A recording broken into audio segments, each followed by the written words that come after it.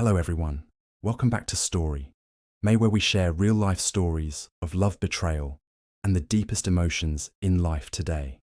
As always, May brings you a special story, one filled with drama and emotion. But before we begin, don't forget to like, share, and most importantly, subscribe to the channel. Turn on the notification bell so you won't miss any upcoming stories. May would love to hear your thoughts in the comments, as every opinion helps the channel grow. And now, without further ado, let's dive into today's story. The end of your office party was always a grand affair. It was one of those events where people let their guard down, where the stiff professionalism of the office gave way to laughter, shared stories, and maybe a few drinks too many. I had debated whether to go this year. Work had been relentless, and all what I wanted was a quiet evening at home. But my boss, Mr. Graham, had insisted it wouldn't be the same without you. Lily, he'd said with a charming smile. His words carried a weight that left me with little and room to decline. So there I was, dressed in my best, a fitted black dress that accentuated my curves without being too revealing, my hair swept up into a loose bun. The office was unrecognizable, adorned with twinkling lights, a towering Christmas tree, and the sound of festive music filling the air. As I mingled with my colleagues, I kept catching glimpses of Mr. Grah. He was always surrounded by people laughing and engaging in animated conversations. He had that magnetic energy that drew everyone in, a natural charisma that was impossible to ignore. It wasn't until much later in the evening that our paths crossed. I was at the refreshment table pouring myself a glass of wine when I felt his presence beside me. "Enjoying yourself?" he asked, his voice smooth and warm. I turned to face him, startled by how close he was. "It's a lovely party," I replied, hoping my voice didn't betray the flutter of nerves his proximity had caused. His eyes lingered on mine for a moment, and I felt a strange tension in the air. "I'm glad you came," he said, his tone softer now. "I was worried you might skip it this year." I laughed lightly, trying to dispel the awkwardness. "I almost did, but I didn't want to disappoint you." He smiled, a slow, knowing smile that made my stomach flip. "You never do, Lily." His words hung in the air between us, heavy with unspoken meaning. Before I could respond, someone called his name and he excused himself, leaving me alone with my racing thoughts. The party began to wind down as the night wore on. People trickled out slowly, their laughter and chatter fading into the quiet hum of the background music. I found myself lingering near the balcony, gazing out at the city lights. I was lost in thought when I heard his voice behind me. "Beautiful view, isn't it?" I turned to see Mr. Graham standing there, a glass of whiskey in his hand. His tea loosened. He looked different, more relaxed, almost vulnerable. "It is," I agreed, my voice barely above a whisper. He stepped closer, leaning against the railing beside me.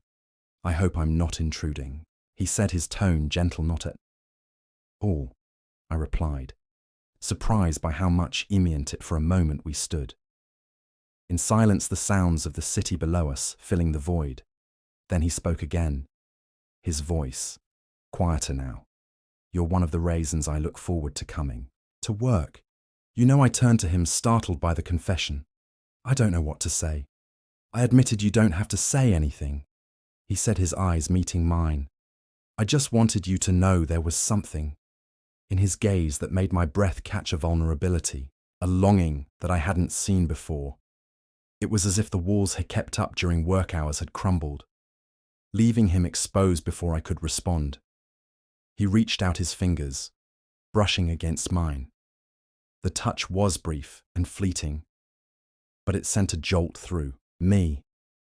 "I should go," I said, my voice trembling. He nodded, stepping back. "Of course, good night, Lily," as I walked away, my heart pounding in my chest. I couldn't shake the feeling that something had shifted between us the next morning. I woke up with a sense of unease. The memory of our conversation lingered in my mind, the weight of his words pressing down on me at work. Things were different. He was polite and professional, but there was an unspoken understanding between us. It's a tension that neither of us acknowledged, a A week later, he called me into his office. I hesitated before stepping inside, unsure of what to expect. "Close the door," he said softly. Gesturing for me to sit, I obeyed, my heart racing. As I took a seat across from him, "I've been thinking about that night," he began, his voice steady. "And I realized I owe you an apology. I crossed a line and I'm sorry." His honesty caught me off guard. "You don't have to apologize," I said. We were both caught up in the moment. He looked at me. His expression is earnest even. "So, I don't want you to feel uncomfortable in your presence here. Means a lot to me, and I don't want anything to jeopardize that." His words brought a sense of relief, but also a pain of disappointment. Part of me had hoped for something more, even though I knew it was impossible. "I appreciate that," I said, offering him a small smile for amendment. We sat in silence, the weight of unspoken words hanging between us. Then he spoke again, his tone lighter. "Now let's get back to work, shall we?" As I left his office, I couldn't help but feel a sense of closure. The moment we'd shared was fleeting, but it had opened my eyes to something I hadn't realized before. About him, about myself, and about the importance of boundaries. Though the night at the party had changed things between us, it had also brought a sense of clarity. Sometimes the connections we make are meant to teach us something, to help us grow, and for that I was grateful. Thank you all for listening until the very end. If you enjoy the Stories on Story, don't forget to like, share, and most importantly, subscribe to the channel.